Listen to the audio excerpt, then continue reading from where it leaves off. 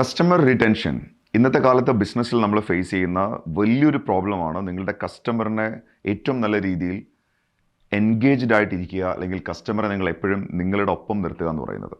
അപ്പോൾ അതിന് നമ്മളെ സഹായിക്കുന്ന ഏറ്റവും പ്രധാനപ്പെട്ട ഒരു കാര്യം എന്ന് പറയുന്നത് നോ യുവർ ക്ലയൻറ്റ്, അല്ലെങ്കിൽ കസ്റ്റമർ ഡെമോഗ്രാഫി നമ്മൾ മനസ്സിലാക്കുക എന്നുള്ളതാണ്. കസ്റ്റമർ ഡെമോഗ്രാഫി എന്ന് പറയുന്നത് കസ്റ്റമറുടെ ഡീറ്റെയിൽസ്, കസ്റ്റമറുടെ വിവരങ്ങൾ, കസ്റ്റമറുടെ ഹാബിറ്റ്, കസ്റ്റമറുടെ ടേസ്റ്റ് തുടങ്ങിയ കാര്യങ്ങളെല്ലാം നമുക്ക് നല്ല രീതിയിൽ ഒരു ഡാറ്റ കളക്ട് ചെയ്യാൻ സാധിക്കുകയാണെന്നുണ്ടെങ്കിൽ നിങ്ങളുടെ കസ്റ്റമറുടെ പൊതു സ്വഭാവം അനുസരിച്ചുകൊണ്ട് നിങ്ങളുടെ പ്രോഡക്റ്റിനെയും നിങ്ങളുടെ സർവീസിനെയും നിങ്ങൾക്ക് ഡിസൈൻ ചെയ്യാൻ സാധിക്കും.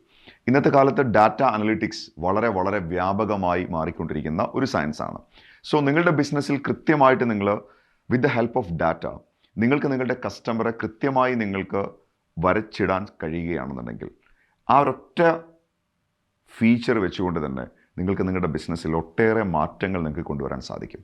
ഒരുപക്ഷെ കഴിഞ്ഞ 5 വർഷമായിട്ട് ഒരു ബിസിനസ് ചെയ്യുന്ന ഒരു വ്യക്തിയാണെങ്കിൽ ലാസ്റ്റ് 5 ഇയേഴ്സിൽ കസ്റ്റമറുടെ ടേസ്റ്റിൽ വന്ന മാറ്റങ്ങൾ നിങ്ങൾ അറിയുന്നില്ല എന്നുണ്ടെങ്കിൽ ഡെഫിനറ്റായിട്ടും നിങ്ങളുടെ പ്രോഡക്റ്റിന്, നിങ്ങളുടെ സർവീസിന് ഒരുപക്ഷെ ഡിമാൻഡ് കുറഞ്ഞേക്കാം.